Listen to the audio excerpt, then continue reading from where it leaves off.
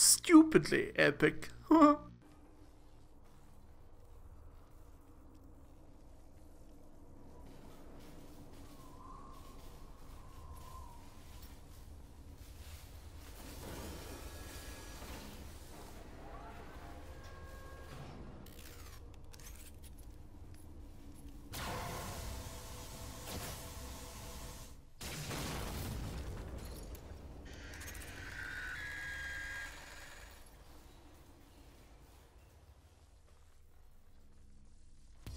Hello everybody and welcome back to You've Got 5 Minutes. Today's game is a game that's on the PS4. I don't know if it's on anything else. It's on the PS4 though. It's called Furi. This game is like a boss rush kind of game. You're going through from area to area, and in each area there's like an arena and you fight a boss. And each boss has like multiple phases that you can go through. So you've got your guns, you've got your swords, you've got your charge weapons, you've got dodges, like you've got all that really cool stuff. What's really cool about this game though, right, is that you see the boss's health bar, this went red, right? And there's a big circle around the boss now. See, when it hits that red phase, it's like a duel, like it's like a close range combat sort of duel. See, my character can't leave that circle now. So like, and on the blue health bar, like the blue health bar is, you'll see it in a second. The blue health bar is like your kind of free reign. You can use your guns and like kind of, I mean you can still do all that within this circle, but it seems more sort of intimate, kind of like more kind of one-on-one sort of.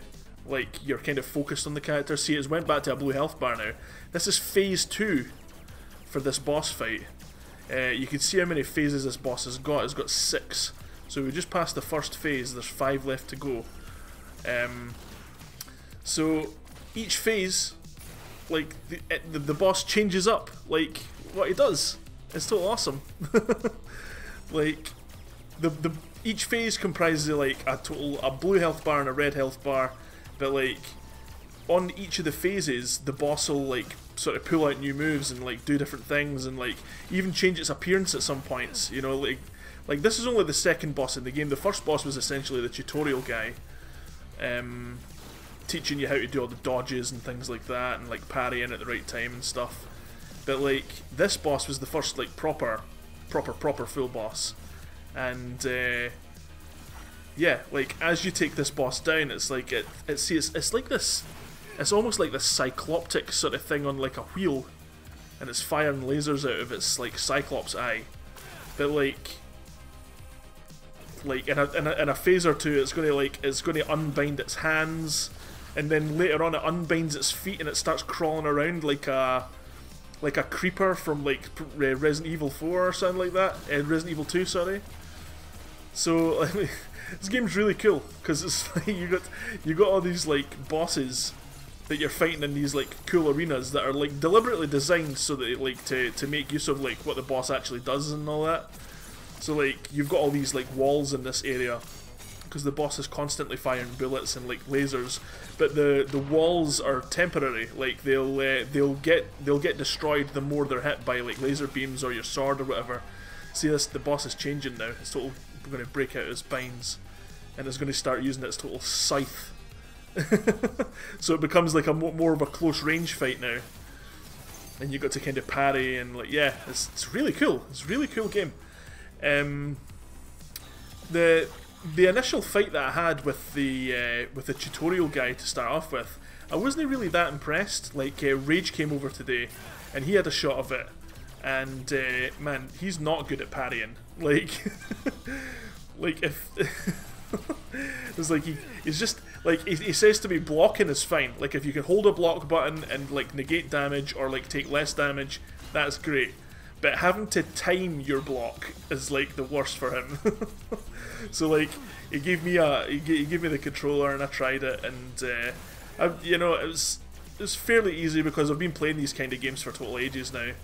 And but yeah, no, like, so like if you're the kind of person who doesn't like parrying and like timing it and sort of getting everything all on time and all that, then this might not be the game for you, because it's quite kind of finicky when it comes to things like that. Even the parry and timing's not exact, you know. It's not it's not exactly implemented well. You don't really use it all that much though, to be fair.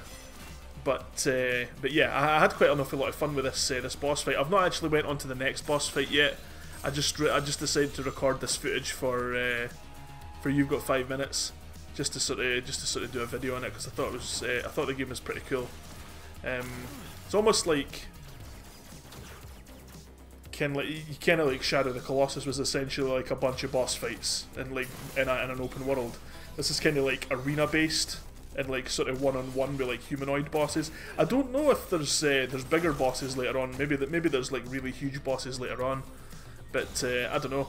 It's kind of like that other one as well. There was like a top-down sort of 2D one. I can't remember. Titan Souls, I think it was called.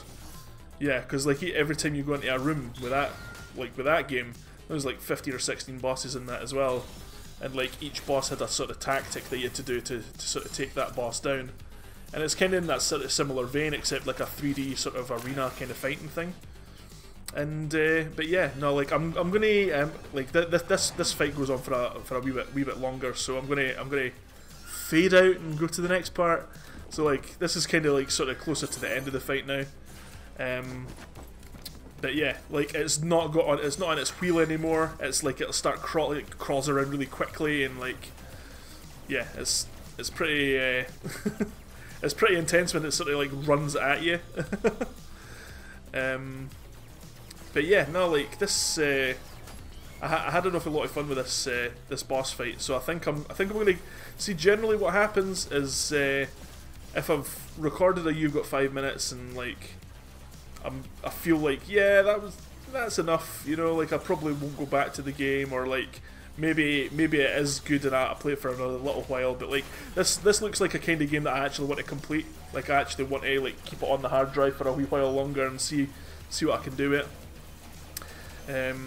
But just saying something, because generally I want to like save as much hard drive space on my PlayStation as I can, so I can like download the things that really matter. But no, yeah, I really enjoyed this, and yeah, just went back into this total like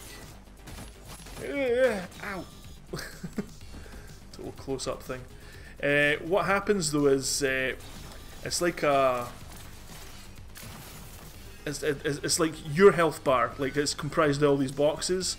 If you lose all your health on the main top boxes, that boss goes back to the beginning of its phase with full health.